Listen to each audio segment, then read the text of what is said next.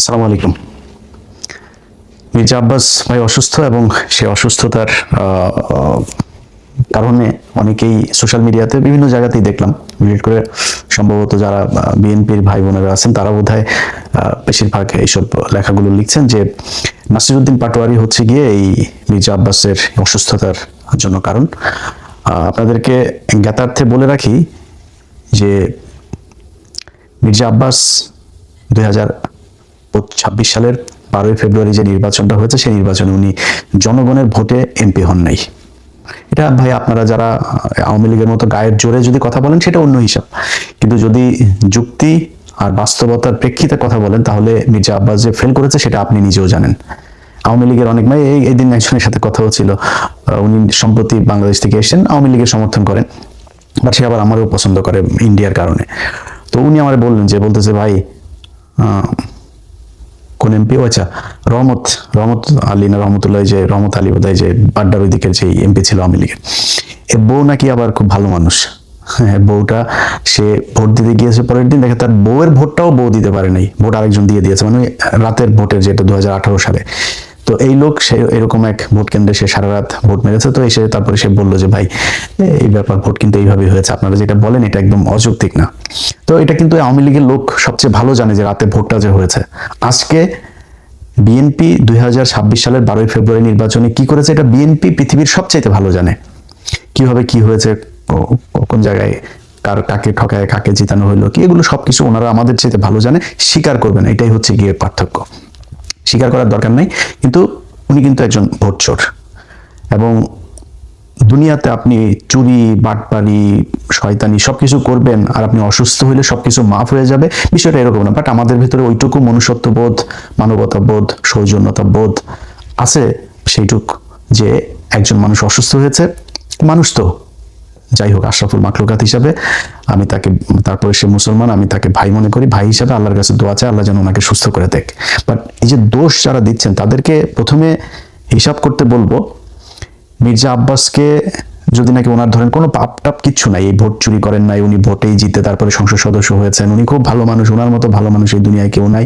উনি এই যে ঢাকা ব্যাংকের মালিক, এই ঢাকা ব্যাংকের মালিক ওনার বাবার বাড়ি ঘর ভিটে মাটি বিক্রি করে তারপরে ঢাকা ব্যাংক দিয়েছেন, এখানে 1 টাকাও 2 নাম্বারই টাকা নাই। বিএনপির সময় উনি গণপূর্ত মন্ত্রী ছিলেন, ওই মন্ত্রী থাকা অবস্থায় 1 টাকাও খায় নাই, খুব সৎ অফিসার ছিলেন তিনি।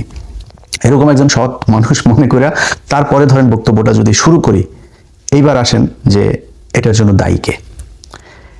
মির্জা আব্বাসের এই যে মনোনয়ন, এই মনোনয়ন পাওয়া নিয়েও কিন্তু দলের ভেতরে ওনাকে না দেওয়ার পক্ষে লোক ছিল।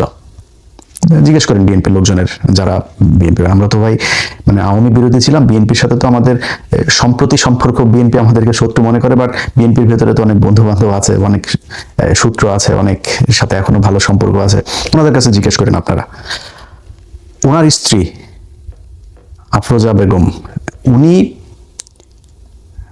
আপনার এমপি নির্বাচন করতে চেয়েছিলেন, যেখানে ওই যে হাবিবুর আছে না, ছাত্রলীগের সাবেক ছাত্রলীগের যে হাবিবুর, এই হাবিব হচ্ছে গিয়ে আপনার ওই আসনে আফরোজা চেয়েছিলেন, মানে মির্জা আব্বাসের স্ত্রী, ওনার পুরো নামটা আমার মনে নেই, ওনার স্ত্রী চেয়েছিলেন ওইখানে দাঁড়াইতে, খুব চেষ্টা করেছেন, ওনাকে দেওয়া হয় নাই।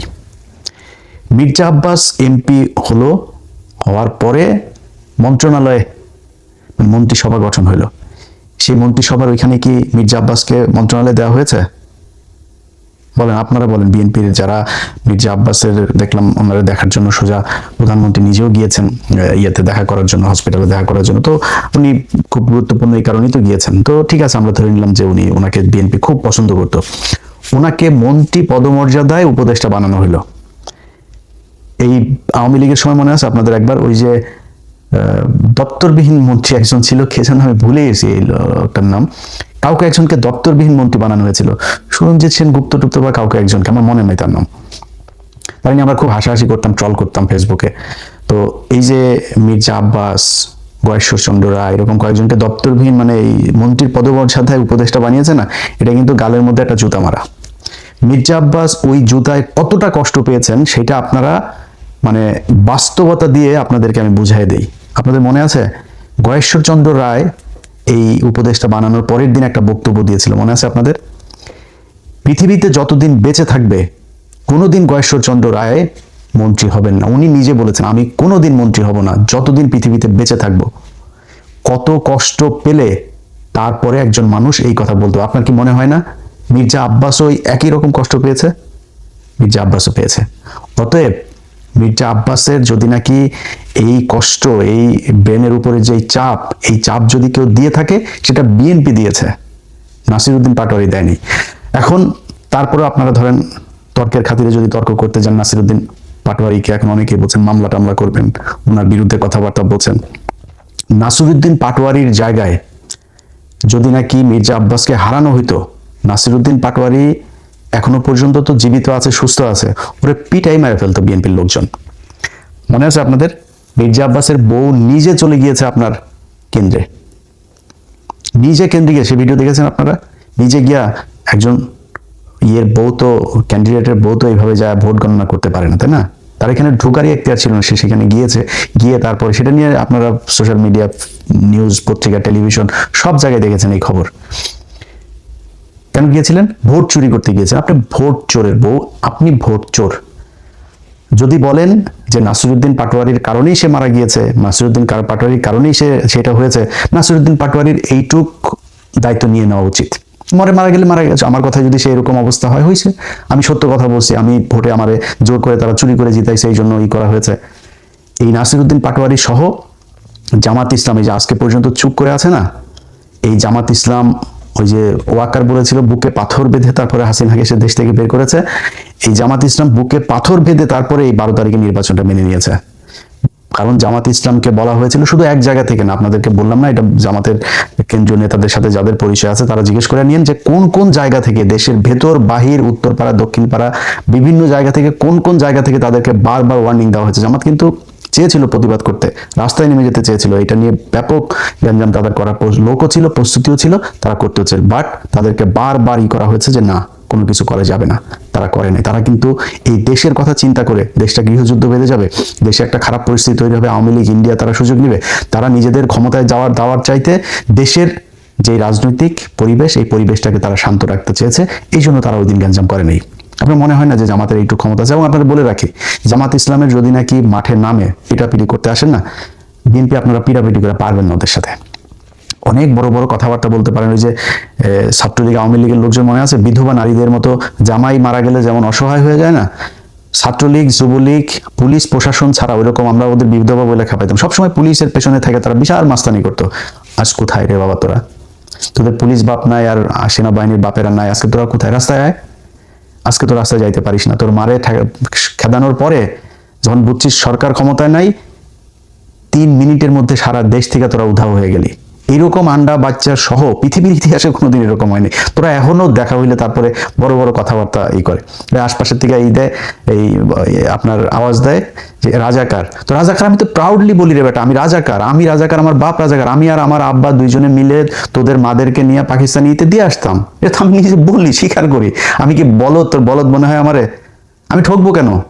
আমি আর আমার বাবা দুজন মিলে পাকিস্তান ক্যাম্পে দিয়ে আসতাম, মানে কি তোদের মাদের বোনদেরকে, মেয়েদেরকে দিয়ে আসতাম। তাহলে এখন পাকিস্তানের বীজ হলি কারা? তোরা। তো তোরা রাজাকার বললে আমি তো প্রাউড ফিল করি। তুই আমার যেটা বলে খেপাইতে চাই ওটা আমি খেপি না, কি হবে?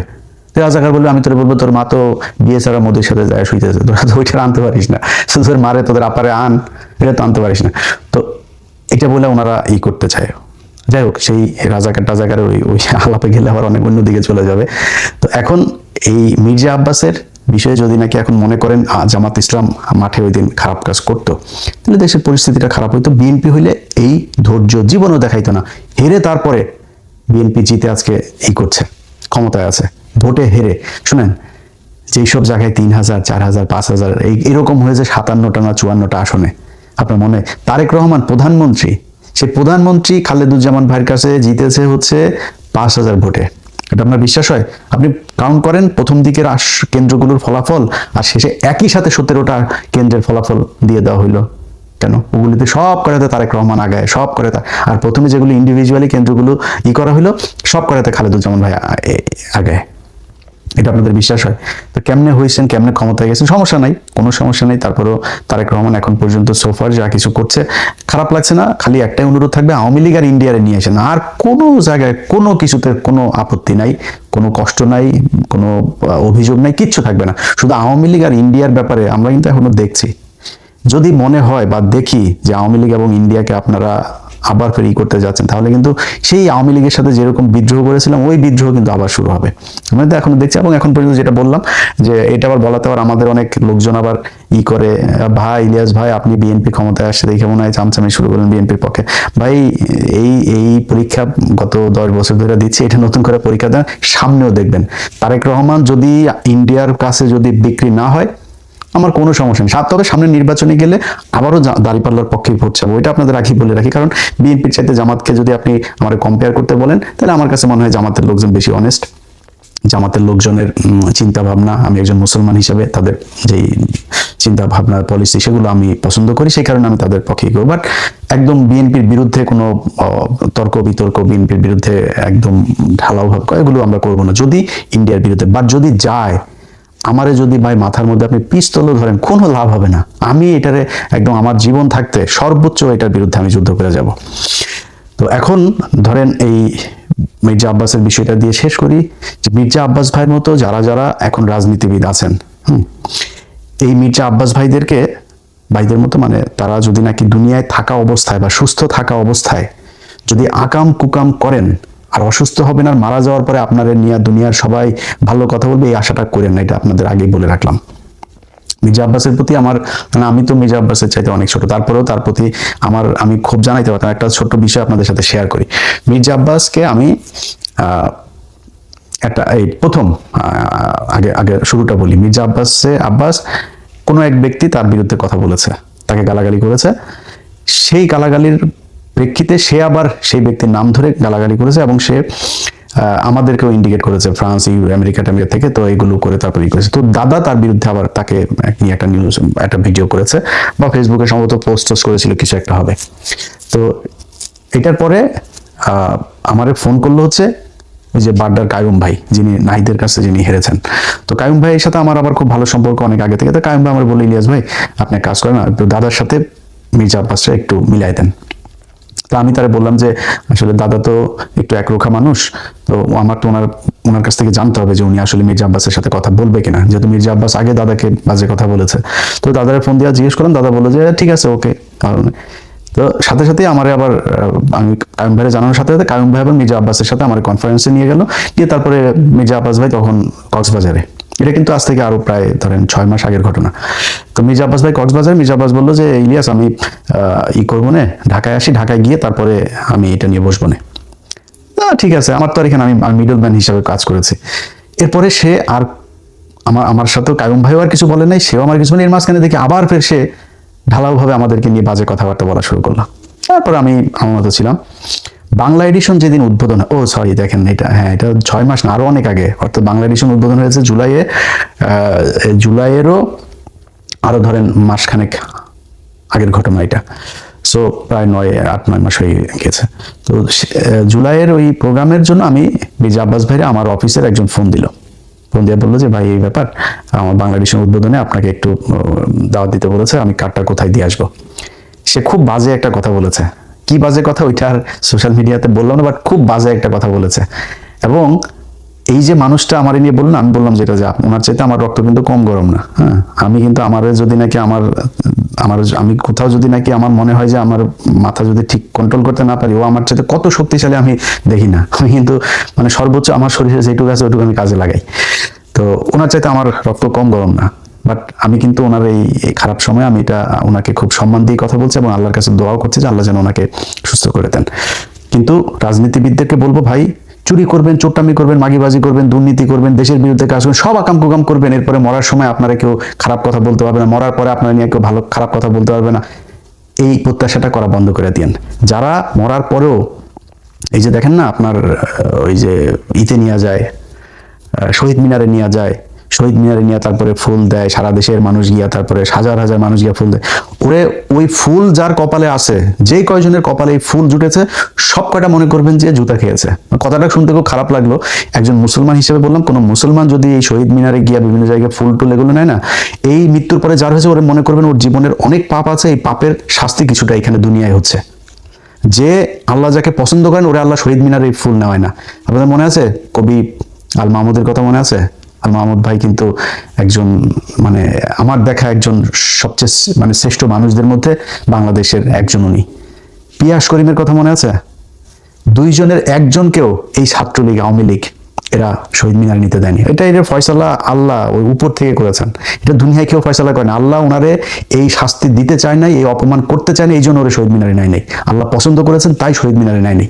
সো এরকম যারা শহীদ মিনার আল্লাহ নেয়, মনে করেন কম থাক বেশি থাক আপনার পাপ আছে, এই জন্য শহীদ মিনার নিয়ে ফুল দেয়। যাদের মুসলমান দাবি করেন নিজেরা, আপনারা মৃত্যুর আগে বলে নিয়েন, পরিবারকে বলে দিন যে আমার মৃত্যুর পরে আমার কবর দেওয়ার জন্য আমার যত দ্রুত সম্ভব আমার এই কাজ যেন সম্পন্ন করা হয়। এটাই ইসলাম। বদরের যুদ্ধে, উহুদের যুদ্ধে, এগুলো যারা সৌদি টদিতে গিয়েছেন তারা গিয়ে নিজের চোখে দেখেছেন, আমি আল্লাহ যেন দেখান এখনো চোখে দেখি নাই। বাট ওইখানে যখন যেখানে মারা গিয়েছেন আপনাদের চাইতে আমাদের চাইতে আমরা মানে পায়ের ময়লাও না ভাই সেই সাহাবীদের। বদরের যুদ্ধে যারা মারা গিয়েছে, উহুদের যুদ্ধে যারা মারা, পৃথিবীর সবচেয়ে সম্মানিত শহীদ বদরের যুদ্ধের এরা যেখানে মারা গিয়েছে, এদের চাইতে আমাদের মায়া মমতা কম ছিল পরিবারের কাছে পর্যন্ত নিয়ে আসে নাই, ওইখানেই কবর দিয়ে দিয়েছে সাথে সাথে। সো যত দ্রুত সম্ভব কবর দিয়ে দেওয়া উচিত, এটাই। কিন্তু আমাদের দেশের সমস্যা হলো সব সারা জীবন করবে চুরি, ওনারে মৃত্যুর পরে ফুল দিতে হবে, আর উনি সারা জীবন ওনারে ভালো বলতে হবে, ওনারে নিয়ে খারাপ কোনো কিছু কেউ বলতে পারেন। ভাই আপনার সমালোচনা করবেই। ধরেন মির্জা আব্বাসের চান্দা আব্বাস বলতো, মির্জা আব্বাস যেই সংসদীয় আসনে পাশ করেছে বা নির্বাচন করছে, ওই সংসদীয় আসনের সম্পূর্ণ দায়িত্ব তার। মৌচাক মার্কেটের সামনে ভুয়া ফুটপাতে এই বসা, এখানে চাঁদাবাজি হয় না, এখানে গাড়িতে চাঁদাবাজি হয় না। মির্জা আব্বাস একসময় এই যাত্রাবাড়িতে ইয়ে করতো না, শ্রমিক ইউনিয়নের ইয়েতে ছিল না। মির্জা আব্বাসের বিশাল সম্পত্তির এসব হিসাব মির্জা আব্বাস দিতে পারবে। আল্লাহ মাফ করে দেখ মির্জা আব্বাসকে। মির্জা আব্বাস ভাই, আমি সারা জীবন সত্যি কথা বলতে যদি আমার বলেন, আমি ওনারে বিশাল খারাপ কোনো কিছু মানে মানুষ হিসেবে আমার সাথে এমন কোনো কিছু চোখে পড়ে নাই। বাট আল্লাহ জানেন, আল্লাহ সেটার বিচার করবেন। তারপরেও সব শেষ আবারও মুসলমান হিসাবে, মুসলমান ভাই হিসাবে মির্জা আব্বাস ভাই আল্লাহ বাঁচিয়ে রাখুক। আল্লাহ যদি ওনাকে নিয়ে যান, আল্লাহ যেন তাকে মাফ করে দেন। যারা দুনিয়ায় আমরা আছি, আল্লাহ যেন আমাদেরকে মাফ করে তারপরে মৃত্যুবরণ করেন। এইটুকু। আল্লাহ হাফেজ।